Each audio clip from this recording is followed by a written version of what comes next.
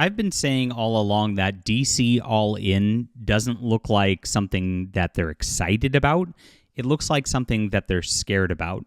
And Scott Snyder is showing all the signs of doing the PR tricks that I've seen from Disney, Marvel, Disney in general, DC Comics, Doctor Who, The Acolyte, all these things that they're trying to play political games every time. And it looks like he's moving that direction. It's really weird because I never see Scott Snyder posting much about other than his books. But now he's finally pushing the political button, which shows he's all in to me. But it means he's all in on using the same gimmicks that everybody else does and that have failed time and time again.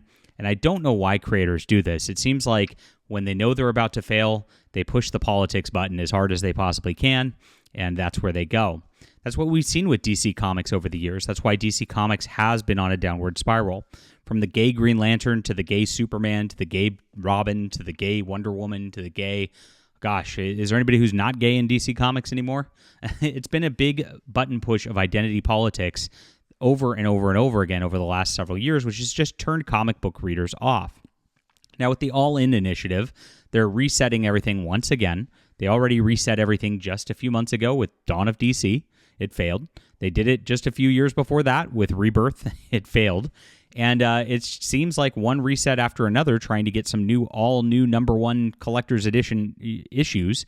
And I don't know that it's going to work over and over and over again. And I do think this is probably their last chance, and that's why they're all in. They're pushing all their chips in at this point. Now, from what we've seen of the announcements, it's just the same creators working on the same titles. They haven't really changed anything.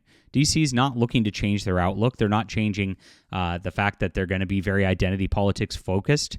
They're not trying to get some new blood in there as writers or somebody who's a superstar in the fields to try to do something different.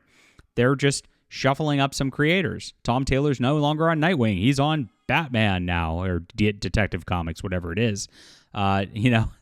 Jason Aaron's moving off of his Batman deal and moving on to Superman Absolute. Scott Snyder is back. I mean, is everybody really excited for this? I don't really see a lot of excitement generating whatsoever. Even the comic industry is just like showing things off, and they're really not sure what to do with this at this juncture. DC Comics sales have been a disaster. Wes from Thinking Critical reported about a month ago now that 66% of their titles are below the cancellation line in sales. And why wouldn't they be? When you announce that everything's going to be resetting in October and that none of these stories matter and that they're all wrapping up, I mean, there's really no reason to collect and purchase them at that point. These characters are not going anywhere. They're going to be shuffling the writers and doing a new thing, and they've already told you that they don't really care about continuity anymore. So what's the point? That's what we have here. So this is going to be the DC All-In Special, which is going to be a 64-page one-shot and is going to be by Scott Snyder and Joshua Williamson. It's really 32 on each side, and it's a flip book. And so it's an interesting way to start things. Very odd what they're doing because, again, all this should be apparent already. I don't see what they're changing. Now, if you're new to the channel, please hit the like and subscribe button. We are covering the most important things in comic book news. I appreciate you for being there. We're going to get into Scott Snyder's weird political tweet in just a moment after we go over this. I'd also like you to check out our book. I have The Hidden Emperor live on Kickstarter right now, and unlike DC Comics, we actually have our most successful Kickstarter ever.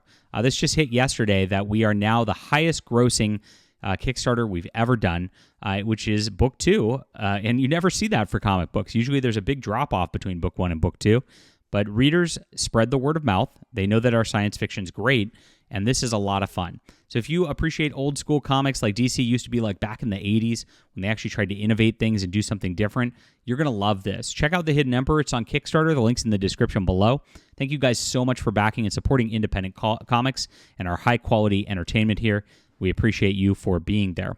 Okay, so as I said, this is going to be, quote, reintroducing Darkseid as he should be, the greatest villain of the DCU.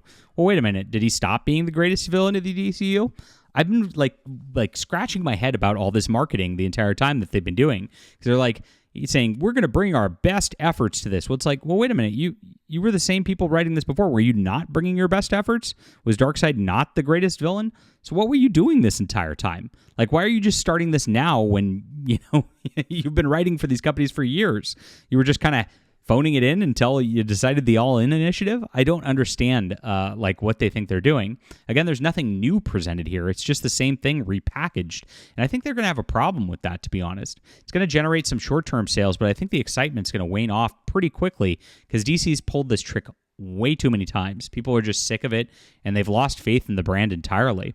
I think at this point, most people are waiting for DC Comics to go under. I mean, they're all in after all. So if this doesn't do well, what's going to happen? I mean, are they going to start licensing things out? I've heard rumors that they're already talking with Robert Kirkman and the like to be doing that. I could see it happening sooner rather than later.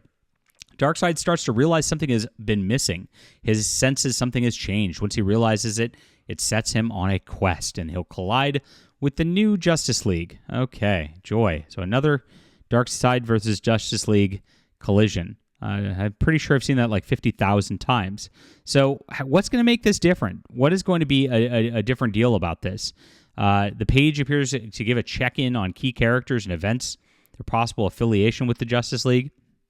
Again, is this supposed to bring new readers in? Because you have this many panels on a page with this many characters. It's really confusing. Like, you really got to pare it back and dial it down if you're trying to bring in new readers. If you're trying to reinvigorate old readers and just remind them that they exist, I mean, I don't know about this. This is kind of an odd thing, having people show their Justice League membership cards. Very odd preview page for this, for All In, for what we're seeing.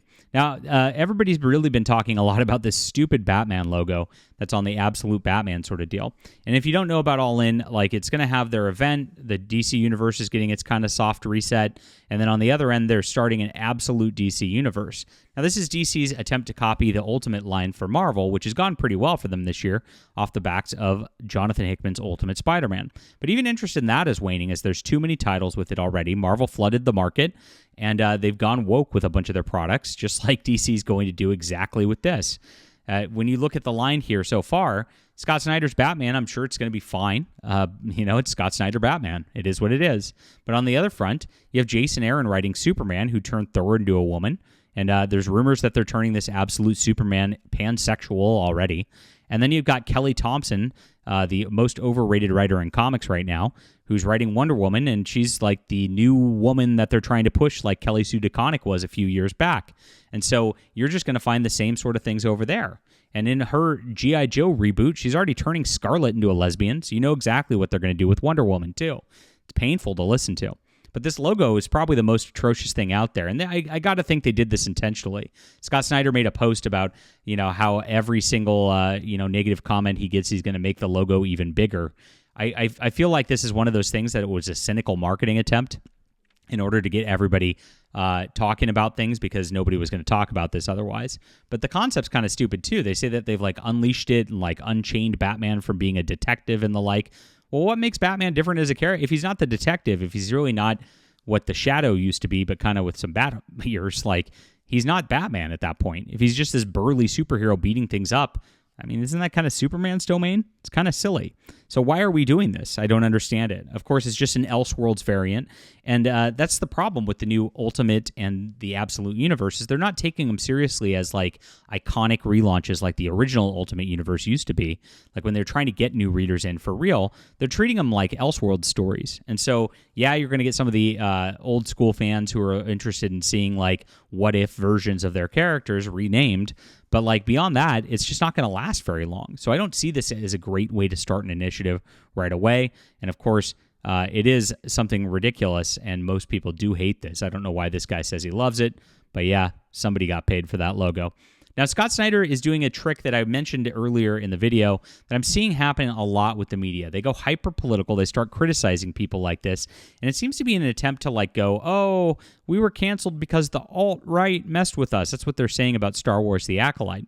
Now, look at this weird tweet, like I said. He almost never goes political. This is what he says. In just the last few months, my timeline has been filled with more American and European xenophobic posts from accounts I don't follow.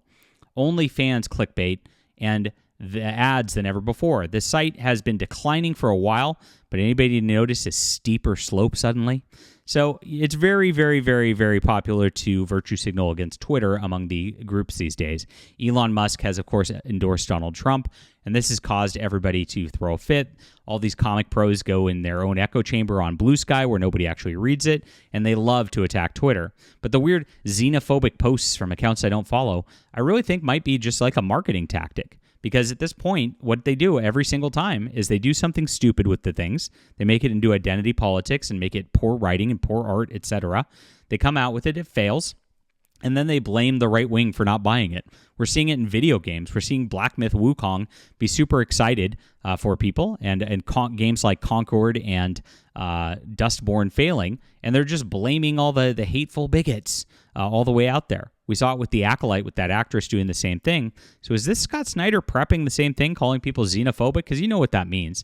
It means he's seeing Trump supporters. It means he's seeing the racist bigots. And those are code words that he's using to signal to the SJWs that I'm one of you. I'm part of your political tribe. Very odd for Snyder to do this. Like I said, I never see him post stuff like this. So it's an odd thing coming out of him. It might be a tactic for PR coming down the line. All right, leave a comment down below with what you think about this. Hit the like and subscribe button. We'll be back soon. And make sure to back the Hidden Emperor before it's gone. We only got 13 days left to go. Appreciate you guys so much for supporting real great comics.